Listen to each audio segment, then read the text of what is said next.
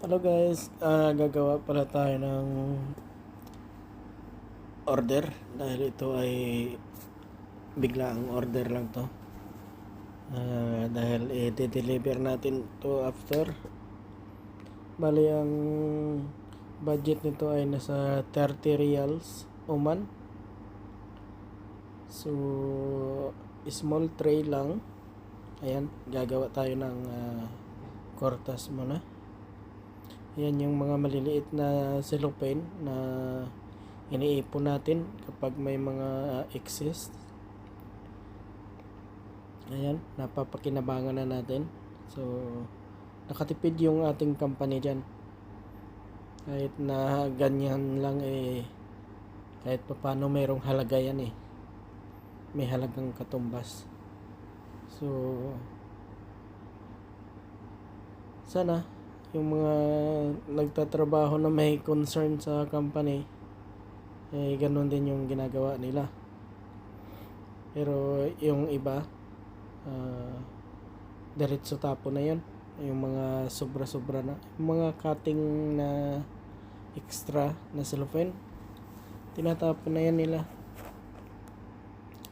Pero ako nasanay na kasi ako na na iniipon ko. Kaya yung mga kasama ko iniipon din nila, parang nahiya. So yun nga guys, nilagyan na natin ng double tape sa ibaba. Kita mo yung paggawa ko ng cellophane, yung hubog ng cellophane paikot dapat nakaporma na siya. Para kunting adjust na lang sa paglagay ng tape, okay na. O ayan, saglit lang yan. So ayan, lagay na tayo ng double tape. Paikot natin. Yan. Paikot lang.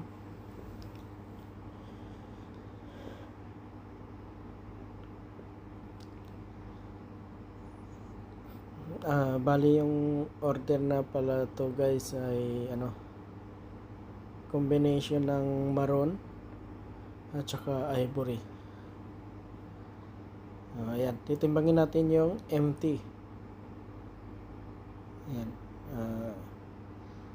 Ayan, sinulat natin yung dyan, kung ilang grams para hindi natin makalimutan. Hindi tayo mag-isip kung ilang kilo pagkatapos dahil nakalimutan yung timbang ng empty.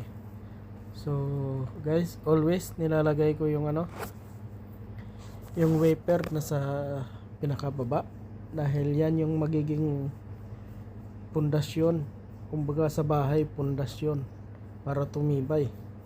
Hindi basta malalaglag yung mga chocolate. Ayan, paikot natin. Dapat kahit papano yung mga spacing ng mga chocolate ay pare-pareho para pagka tiningnan ay naka-uniform ang kanilang pagitan. Hindi yung mayroong malapad, mayroong maliit ang ayan, bibilangin natin to dahil may bilang to na dapat ay hindi lalampas ng, kumbaga ang estimated natin ay 105 to 110 at least na chocolate ang kayang i-consume sa tray na to. 105 to 110 piece. So ayan, ang bawat isa ay binibilang natin para magkaroon tayo ng idea.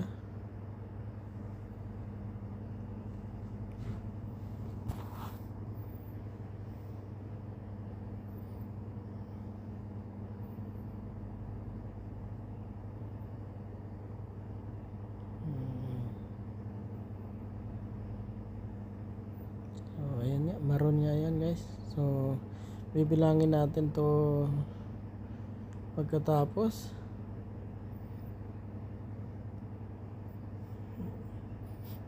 So ayan guys, bibilang na ulit. So Tapos tingnan natin yung space. Pagkang hindi lalampas siya ng sobra.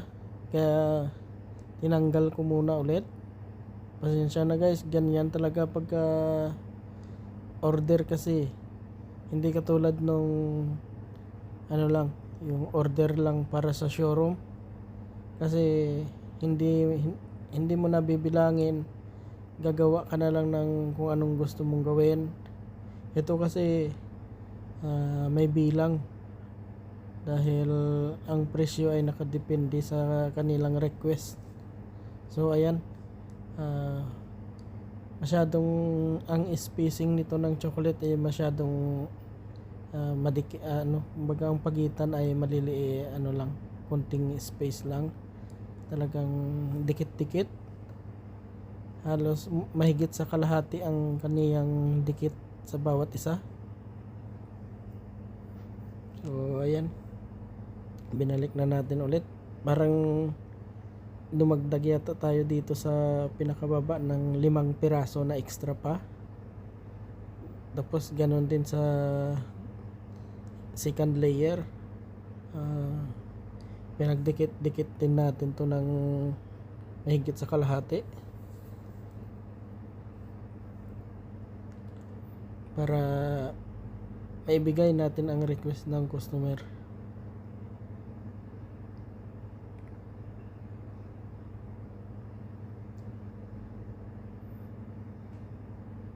So ayan guys, bibilangin muna natin ulit to kung ilan. So ayan, ito,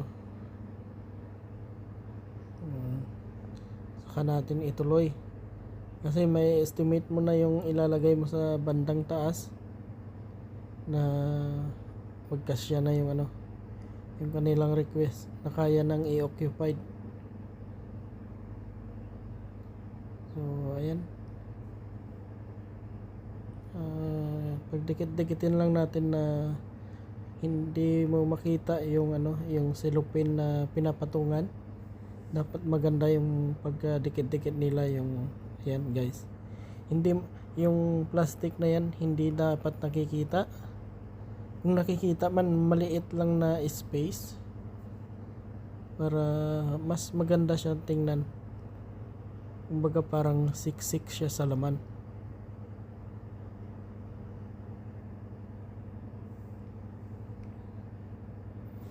Yan. Bali, yung isang piraso na yan guys, ilagyan natin ng double tape sa ibaba para dumikit siya kasi nasa gilid. Minsan nalalaglag yan siya. So para magiging steady siya, lagyan natin ng double tape sa baba. So ayan, bilang tayo ulit para matansya natin kung okay ba ang ginawa natin. Ayan, masyado akong makalimutin na ayan, bilang. Pasensya na guys, nagkakaedad na tayo, kaya ulit-ulit yung bilang natin para lang hindi tayo magkamali. So ayan, lagyan pa natin ulit ng isang layer pa ng So bali nakailang flavor na tayo dyan, 1, 2, 3, 4. So 5 flavor tayo guys sa dalawa. Biscuit, mixed nuts, joy cream, rice crispy, and hazelnut. So ayan ang ating nagawa. Ayan, bilang tayo ulit. Kalimutin talaga ako guys. So ayan. So ayan.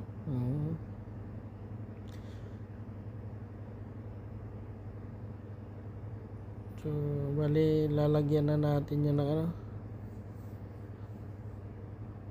ng ribbon. Bali gagawa tayo ng ribbon. So tingnan natin kung saan natin ipa-plaster yung ribbon. Ayan. Bali lang yan, kumbaga apat na palikpik side by side. para kahit maganda naman tingnan. So ayan.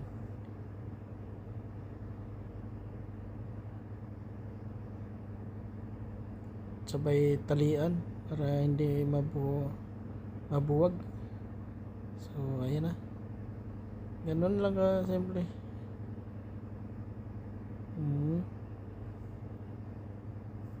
So ayan, gupitin lang natin ng paslanting para kahit papano ay okay. O dyan natin ilalagay yan guys. Bali ilalagay natin yung ribbon sa loob para pagka i-display nila sa table nila, yung ribbon ay mananatili sa labas, sa loob ng ano na nakadikit. Ayan, gumawa tayo ng maliit na parang stand na kakapitan ng ating ribbon. So ayan, didikit lang natin dyan.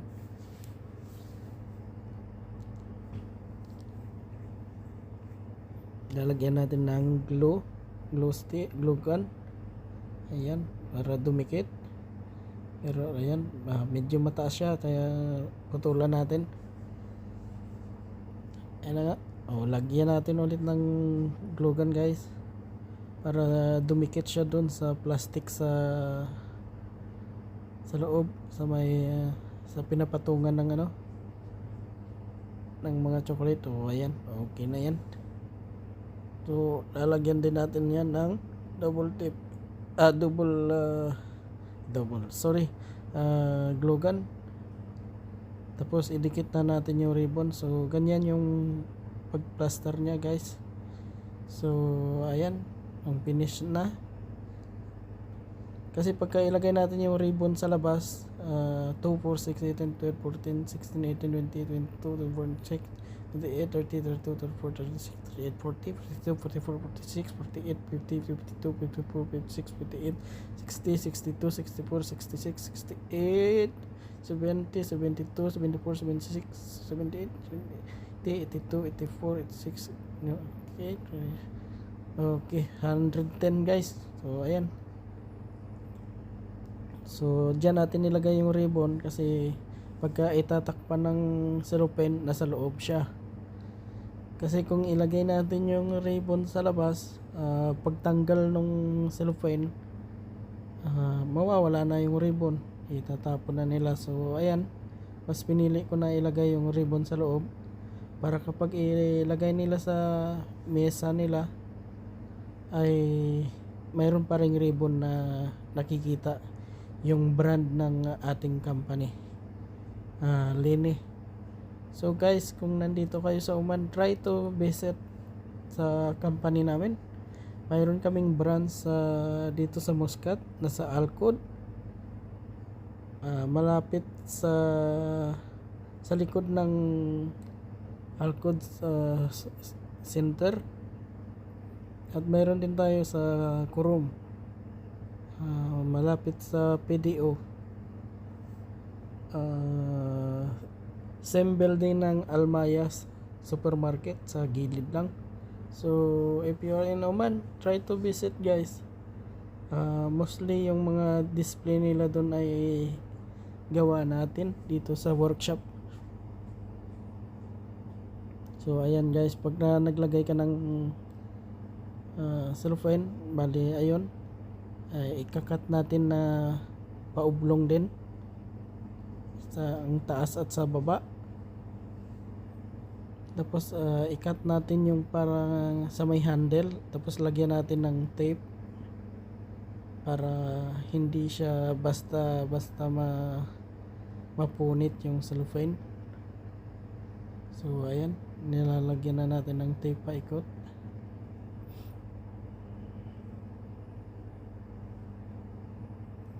So ganun lang siya kadali guys. Kaya naman siya ng 15 minutes pagka lahat ay naka-ready na, mga chocolate. Dahil nagpapatagal lang minsan yung mga chocolate na hindi ready, kagaya na maglalagay ka pa ng sticker. So ayan guys, ayan, titimbangin natin ulit kung ilan ay yung kabuuhan. So i-minus natin yung kanina. So ang kilalabasan ay 1.3. So pasok siya sa budget na 30 real. So thank you guys, please subscribe and share. Thank you so much.